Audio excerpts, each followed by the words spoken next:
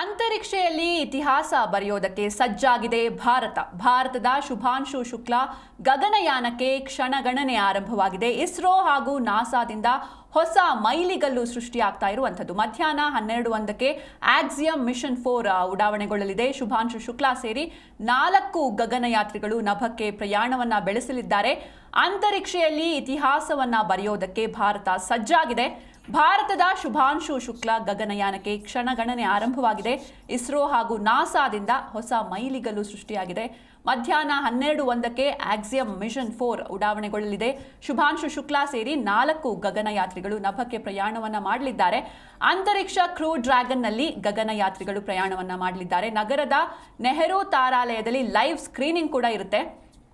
ಇನ್ನು 41 ವರ್ಷಗಳ ಬಳಿಕ ರಾಕೇಶ್ ಶರ್ಮಾ ಅವರ ಬಳಿಕ ಇನ್ನೊಬ್ಬ ಭಾರತೀಯ ಅಂತರಿಕ್ಷಕ್ಕೆ ಉಡಾವಣೆಗೊಳ್ತಾ ಇರುವಂಥದ್ದು. ಅದು ಶುಭಾಂಶು ಶುಕ್ಲಾ. ಭಾರತೀಯರಿಗೆ ಒಂದು ಹೆಮ್ಮೆಯ ವಿಷಯ. ಇನ್ನು ಸಾರ್ವಜನಿಕರಿಗೆ ಬಾಹ್ಯಾಕಾಶಕ್ಕೆ ಹೋಗುವ ಲೈವ್ ಕವರೇಜ್ LED ಸ್ಕ್ರೀನ್ ಮೂಲಕ ಲೈವ್ ಅನ್ನ ನೀಡಲಿದ್ದಾರೆ. ನೆಹರು ತಾರಾಲಯದಲ್ಲಿ ಸಾರ್ವಜನಿಕರ ಮಾಹಿತಿಗೆ ಪ್ಲಾನಿಟೋರಿಯಂ ಆಡಳಿತ ಮಂಡಳಿ ಮುಂದಾಗಿದೆ. ಇನ್ನು ಸಾಕಷ್ಟು ಜನಕ್ಕೆ ಕುತೂಹಲ ಇರುತ್ತೆ. ಎಲ್ಲರಿಗೂ ಕೂಡ ಸ್ಪೇಸ್ಗೆ ಹೋಗೋದಕ್ಕೆ ಆಗೋದಿಲ್ಲ, ಆದರೆ ಇದನ್ನು ನೋಡಬೇಕು ಅನ್ನುವಂಥ ಆಸಕ್ತಿ ಸಾಕಷ್ಟು ಜನರಿಗಿರುತ್ತೆ. ಹಾಗಾಗಿ ನೆಹರು ಪ್ಲಾನಿಟೇರಿಯಂನಲ್ಲಿ ಲೈವ್ ಕವರೇಜ್ ಕೂಡ ನೋಡಬಹುದು. ನಾವು ಲೈವ್ ಸ್ಕ್ರೀನಿಂಗ್ ಇರುತ್ತೆ. ಪ್ಲಾನಿಟೋರಿಯಂನಲ್ಲಿ ಸ್ಕ್ರೀನಿಂಗ್ ಹಾಗೂ ಸಾರ್ವಜನಿಕರ ಪ್ರವೇಶಕ್ಕೆ ಸಿದ್ಧತೆಯನ್ನು ಕೂಡ ಮಾಡ್ಕೊಳ್ಳಲಾಗಿದೆ. ಇನ್ನು ಬೆಳಗ್ಗೆ 11:30ರಿಂದಲೇ ಇನ್ನೇನು ಕೆಲವೇ ಕ್ಷಣಗಳಲ್ಲಿ ಲೈವ್ ಸ್ಕ್ರೀನಿಂಗ್ ಕೂಡ ಶುರುವಾಗುತ್ತೆ. ತಾಂತ್ರಿಕ ತೊಂದರೆಗಳ ಕಾರಣಕ್ಕೆ ಈಗಾಗಲೇ ಹಲವು ಬಾರಿ ಈ ಆಕ್ಸಿಯಂ 4 ಏನು ಮಿಷನ್ ಇದೆ ಇದನ್ನು ಮುಂದೂಡಿದ್ರು. ಬಾಹ್ಯಾಕಾಶ ಕಾರ್ಯಾಚರಣೆಯನ್ನು ಎಲ್ಲ ತಾಂತ್ರಿಕ ದೋಷಗಳನ್ನು ನಿವಾರಣೆ ಮಾಡಿದ ಬಳಿಕ ಕಾರ್ಯಾಚರಣೆಗೆ ಈಗ ಸಿದ್ಧವಾಗಿದೆ. ಇನ್ನು ಶುಭಾಂಶು ಶುಕ್ಲಾ ಅವರಿಗೆ ಕರ್ನಾಟಕದ ನಂಟು ಕೂಡ ಇರುವಂಥದ್ದು. ಮೂಲತಃ ಇವರು ಲಕ್ನೋದವರು, ಆದರೆ ಇವರಿಗೆ ಕರ್ನಾಟಕದ ನಂಟು ಇದೆ. ಗಗನಯಾತ್ರಿ ಶುಭಾಂಶು ಶುಕ್ಲಾ ಬೆಂಗಳೂರಿನ ಇಂಡಿಯನ್ ಏರೋಸ್ಪೇಸ್ ಮೆಡಿಸಿನ್ನಲ್ಲಿ ತರಬೇತಿಯನ್ನು ಪಡೆದುಕೊಂಡಿದ್ದಾರೆ. ಇವರಿಗೂ ಕೂಡ ಒಂದು ಕರ್ನಾಟಕದ ನಂಟು ಇರುವಂಥದ್ದು. ಇನ್ನು ಇಂದು ಭಾರತೀಯರೆಲ್ಲರಿಗೂ ಒಂದು ಹೆಮ್ಮೆಯ ವಿಷಯ. 41 ವರ್ಷದ ಬಳಿಕ ಇನ್ನೋರ್ವ ಭಾರತೀಯ ಅಂತರಿಕ್ಷಕ್ಕೆ ಪ್ರಯಾಣವನ್ನು ಮಾಡಲಿದ್ದಾನೆ. ಭಾರತದ ಶುಭಾಂಶು ಶುಕ್ಲಾ ಗಗನಯಾನಕ್ಕೆ ಕ್ಷಣಗಣನೆ ಆರಂಭವಾಗಿದೆ. ಇಸ್ರೋ ಹಾಗೂ ನಾಸಾದಿಂದ ಹೊಸ ಮೈಲಿಗಲ್ಲು ಸೃಷ್ಟಿಯಾಗ್ತಾ ಇದೆ. ಇನ್ನು ಮಧ್ಯಾಹ್ನ 12:01ಕ್ಕೆ ಆಕ್ಸಿಯಂ ಮಿಷನ್ 4 ಉಡಾವಣೆಗೊಳ್ಳಲಿದೆ. ಶುಭಾಂಶು ಶುಕ್ಲಾ ಜೊತೆ ಇನ್ನು 4 ಗಗನಯಾತ್ರಿಗಳು ನಭಕ್ಕೆ ಉಡಾವಣೆಗೊಳ್ಳಲಿದ್ದಾರೆ. ಅಂತರಿಕ್ಷ ಕ್ರೂ ಡ್ರ್ಯಾಗನ್ನಲ್ಲಿ ಗಗನಯಾತ್ರಿಗಳು ಪ್ರಯಾಣವನ್ನು ಮಾಡಲಿದ್ದಾರೆ. ಈ ಕುರಿತಾಗಿ ಜನಸಾಮಾನ್ಯರು ಲೈವ್ ಸ್ಕ್ರೀನಿಂಗ್ ಅನ್ನು ಕೂಡ ನೋಡಬಹುದು. ಅದು ಬೆಂಗಳೂರಿನ ನೆಹರು ತಾರಾಲಯದಲ್ಲಿ. ಇನ್ನು ಸಾರ್ವಜನಿಕರಿಗೆ ಬಾಹ್ಯಾಕಾಶಕ್ಕೆ ಹೋಗುವ ಲೈವ್ ಕವರೇಜ್ LED ಸ್ಕ್ರೀನ್ ಮೂಲಕ ಲೈವ್ ನೀಡಲಾಗುತ್ತೆ. ಸಾಕಷ್ಟು ಜನರಿಗೆ ಈ ಬಗ್ಗೆ ಕುತೂಹಲ ಇರುತ್ತೆ, ನಾವು ಕೂಡ ನೋಡಬೇಕು ಅಂತ. ಸಾರ್ವಜನಿಕರಿಗೆ ಮಾಹಿತಿಯನ್ನು ನೀಡಿದ್ದಾರೆ ಪ್ಲಾನಿಟೋರಿಯಂನ ಆಡಳಿತ ಮಂಡಳಿ. ಜೊತೆಗೆ ಲೈವ್ ಸ್ಕ್ರೀನಿಂಗ್ ಹೋಗ್ತಾ ಇರಬೇಕಾದ್ರೆ ಆ ಆಡಳಿತ ಮಂಡಳಿ ಕೂಡ ಮಾಹಿತಿಯನ್ನು ನೀಡ್ತಾರೆ. ಹೇಗೆಲ್ಲ ಬಾಹ್ಯಾಕಾಶಕ್ಕೆ ತೆರಳ್ತಾರೆ, ಅಲ್ಲಿ 14 ದಿನಗಳ ಕಾಲ ಏನೆಲ್ಲ ಅಧ್ಯಯನ ಮಾಡ್ತಾರೆ, ಯಾವೆಲ್ಲ ವಿಷಯಗಳ ಕುರಿತಾಗಿ ಚರ್ಚೆ ಆಗುತ್ತೆ, ಹಾಗೆ ಇದರಿಂದ ನಮ್ಮ ಭಾರತಕ್ಕೆ ಏನು ಪ್ರಯೋಜನ, ಏನು ಉಪಯೋಗ ಇದೆ, ಇದೆಲ್ಲದರ ಕುರಿತಾಗಿ ಮಾಹಿತಿಯನ್ನು ನೀಡಲಿದ್ದಾರೆ. ಇನ್ನು ಈ ಬೆನ್ನಲ್ಲೇ ಪ್ಲಾನಿಟೋರಿಯಂನಲ್ಲಿ ಸ್ಕ್ರೀನಿಂಗ್ ಹಾಗೂ ಸಾರ್ವಜನಿಕರ ಪ್ರವೇಶಕ್ಕೆ ಸಿದ್ಧತೆಯನ್ನು ಕೂಡ ಮಾಡಿಕೊಳ್ಳಲಾಗಿದೆ. ಇನ್ನು ಬೆಳಗ್ಗೆ 11:30ರಿಂದಲೇ ಲೈವ್ ಸ್ಕ್ರೀನಿಂಗ್ ಆರಂಭವಾಗುತ್ತೆ. ಈ ಕುರಿತಂತೆ ಹೆಚ್ಚಿನ ಮಾಹಿತಿಯನ್ನು ನೀಡ್ತಾರೆ ನಮ್ಮ ಪ್ರತಿನಿಧಿ ಅನಂತ್ ರಾಮಯ್ಯ. ಅನಂತ್, ಇಂದು ಒಂದು ಭಾರತಕ್ಕೆ ಒಂದು ಹೆಮ್ಮೆಯ ದಿನ. ಇನ್ನೊಂದು ಇತಿಹಾಸವನ್ನು ಬರೆಯೋದಕ್ಕೆ ಸಜ್ಜಾಗಿದೆ ಭಾರತ. ಬಹಳ ದಿನಗಳ ನಂತರ ಒಂದು 5-6 ಬಾರಿ ಮುಂದೂಡಲ್ಪಟ್ಟು ಈಗ ಕೊನೆಗೂ ಭಾರತದಿಂದ ಶುಭಾಂಶು ಶುಕ್ಲಾ ಗಗನಯಾನಕ್ಕೆ ಕ್ಷಣಗಣನೆ ಶುರುವಾಗಿರುವಂಥದ್ದು. ಮಧ್ಯಾಹ್ನ 12:01ಕ್ಕೆ ಆಕ್ಸಿಯಂ ಮಿಷನ್ 4 ಉಡಾವಣೆಗೊಳ್ಳುತ್ತೆ. ಈ ಕುರಿತಾಗಿ ಹೆಚ್ಚಿನ ಡೀಟೇಲ್ಸ್ ಏನಿದೆ ಅಂತ, ಜೊತೆಗೆ ನೆಹರು ತಾರಾಲಯದಲ್ಲಿ ಲೈವ್ ಸ್ಕ್ರೀನಿಂಗ್ ಬೇರೆ ಇದೆ. ಸೊ ಈ ಎಲ್ಲದರ ಕುರಿತಾಗಿ ಅಪ್ಡೇಟ್ಸ್. ನೀವು ಮೊದಲನೇ ಹೇಳಿದಂಗೆ 2-3 ಬಾರಿ ಸ್ವಲ್ಪ ಅಡೆತಡೆ ಆಗಿ ಆನಂತರ ಇವತ್ತು ಅದಕ್ಕೆ ಒಂದು ಒಳ್ಳೆ ಶುಭಗಳಿಗೆ ಕೂಡಿ ಬಂದಿರುವಂತದ್ದು. ಇವತ್ತೇನು ಭಾರತೀಯ ಕಾಲಮಾನ ಮಧ್ಯಾಹ್ನ 12:01 ಈ ಒಂದು ಶುಭಾಂಶು ಶುಕ್ಲಾ ಕ್ಯಾಪ್ಟನ್ಸಿ ನೇತೃತ್ವದಲ್ಲಿ 4 ಜನ ಗಗನಯಾತ್ರಿಗಳು ಇವತ್ತು ಏನು ಅಂತರಿಕ್ಷಯಾನ ಮಾಡಲಿದ್ದಾರೆ. ಇದಕ್ಕೆ ಸಂಬಂಧಪಟ್ಟಂಗೆ ಈಗಾಗಲೇ ನೆಹರು ತಾರಾಲಯದಲ್ಲಿ ಈ ಒಂದು ಶುಭ ಗಳಿಗೆಯನ್ನ ಎಲ್ಲರೂ ಕೂಡ ವೀಕ್ಷಣೆ ಮಾಡ್ಬೇಕು ಅನ್ನೋ ದೃಷ್ಟಿಯಿಂದ ಲೈವ್ ಸ್ಕ್ರೀನಿಂಗ್ ಕೂಡ ಮಾಡಲಾಗಿದೆ.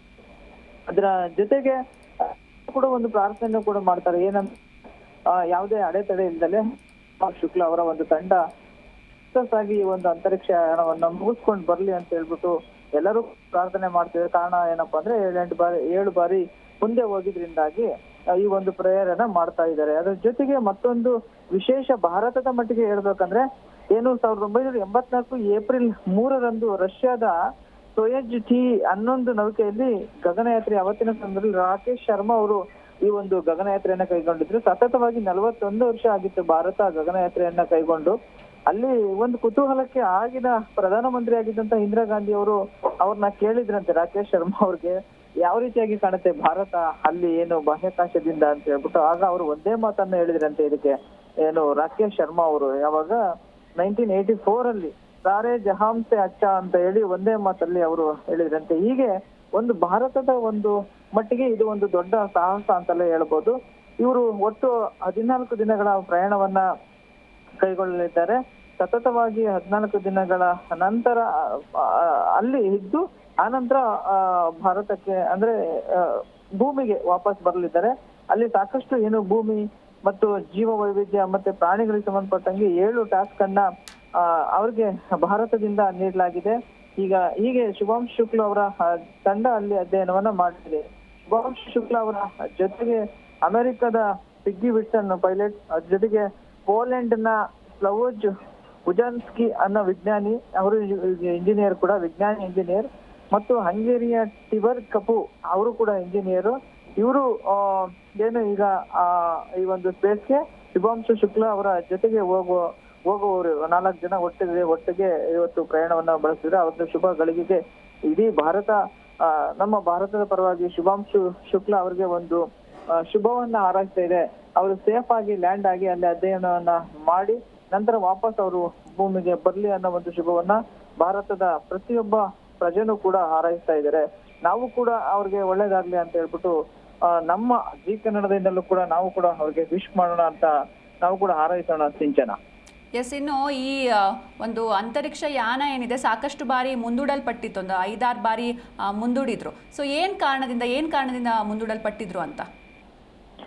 ಇದು ಅಂದ್ರೆ ಅದು ಹವಾಮಾನ ವೈಪರೀತ್ಯದಿಂದಾಗಿ ಕೆಲವೊಂದು ಅಲ್ಲಿ ಅಂದ್ರೆ ಲಾಸ್ಟ್ ಟೈಮ್ ಅಲ್ಲಿ 22ರಲ್ಲಿ ಒನ್ ಟೈಮ್ ಫಿಕ್ಸ್ ಆಗಿತ್ತು. ಅದ್ರ ಜೊತೆಗೆ ಅದಕ್ಕಿಂತ ಮುಂಚೆ 13ರಲ್ಲಿ 12ರಲ್ಲಿ ಹೀಗೆ 7 ಬಾರಿ ಹವಾಮಾನ ವೈಪರೀತ್ಯ, ಅದ್ರ ಜೊತೆಗೆ ಕೆಲವೊಂದು ಟೆಕ್ನಿಕಲ್ ಇಶ್ಯೂಸ್ ಇದ್ದಿದ್ರಿಂದಾಗಿ ಇದು ಮುಂದೂಡಲ್ಪಟ್ಟಿತ್ತು. ಆನಂತರ ಇದನ್ನ ಇವಾಗ ಏನು ಎಲಾನ್ ಮಸ್ಕ್ ಅವರ ನೇತೃತ್ವದ ಏನು ಅವರ ಒಂದು ಒಡೆತನದ ಸ್ಪೇಸ್ ಎಕ್ಸ್ ಮುಖಾಂತರವಾಗಿ ಹೋಗ್ತಾ ಇರುವಂತದ್ದು ಹವಾಮಾನ ವೈಪರೀತ್ಯ ಮತ್ತೆ ಟೆಕ್ನಿಕಲ್ ಇಶ್ಯೂ ಇಂದಾಗಿ ಸ್ವಲ್ಪ ಡಿಲೇ ಆಗಿತ್ತು. ಆದ್ರೆ ಈಗ ಅದಕ್ಕೆ ಯಾವುದೇ ರೀತಿಯಾದಂತಹ ಸಮಸ್ಯೆ ಇಲ್ದಂಗೆ ಎಲ್ಲ ಪರೀಕ್ಷೆಯನ್ನು ಒಳಪಟ್ಟು ಮತ್ತೆ ಇವರು ಕೂಡ ಗಗನಯಾತ್ರಿಗಳು ಕೂಡ ಅಲ್ಲಿ, ಯಾಕೆಂದ್ರೆ ಅವರು ಕೆಲವೊಂದು ಆಹಾರ ನಿಯಮಗಳನ್ನು ಕೂಡ ಪಾಲನೆ ಮಾಡ್ಬೇಕಾಗತ್ತೆ. ಒಂದು ದ್ರವರೂಪದ ಆಹಾರಗಳು ಮತ್ತೆ ಇಂತಿಷ್ಟೇ ಗ್ರಾಮ್ ಅಷ್ಟು ಆಹಾರಗಳು ಅನ್ನೋ ಟ್ರೈನಿಂಗ್ ಇರುತ್ತೆ. ಆ ಟ್ರೈನಿಂಗ್ ಅನ್ನ ಮುಗಿಸಿ ರೀತಿಯಾದಂತಹ ಫಿಟ್ನೆಸ್ ಅನ್ನ ಪಡೆದ ನಂತರ ಮೂವ್ಮೆಂಟ್ ಆಗ್ಬೇಕಾಗುತ್ತೆ. ಎಲ್ಲ ಫಿಟ್ನೆಸ್ ಸಿಕ್ಕಿ ಕ್ಲಿಯರೆನ್ಸ್ ಸಿಕ್ಕಿದ್ರಿಂದಾಗಿ ಇಸ್ರೋದಿಂದ ಇವತ್ತು ಅದಕ್ಕೆ ಶುಭಗಳಿಗೆ ಕೂಡಿ ಬಂದಿದೆ ಸಿಂಚನ. ಥ್ಯಾಂಕ್ ಯು ಅನಂತ್, ನಿಮ್ಮೆಲ್ಲ ಡೀಟೇಲ್ಸ್ಗಾಗಿ.